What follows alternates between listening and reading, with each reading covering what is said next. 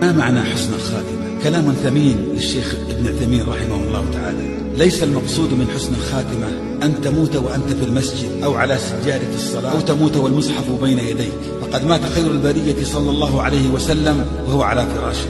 مات صديقه الصديق أبو بكر رضي الله عنه وهو خير الصحابة على فراشه. مات خالد بن الوليد رضي الله عنه على فراشه وهو الملقب بسيف الله المسلول، والذي خاض قرابة 100 معركة ولم يخسر أي منها. ولكن حسن الخاتمة أن تموت وأنت بريء من الشرك، حسن الخاتمة أن تموت وأنت بريء من النفاق، حسن الخاتمة أن تموت وأنت مفارق للمبتدعة بريء من كل بدعة، حسن الخاتمة أن تموت وأنت على الكتاب والسنة ومؤمن بما جاء فيهما دون تأويل، حسن الخاتمة أن تموت وأنت خفيف الحمل من دماء المسلمين وأموالهم وأعراضهم مؤديا حق الله عليك وحق عباده عليك، حسن الخاتمة أن تموت سليم القلب طاهر النوايا وحسن الأخلاق لا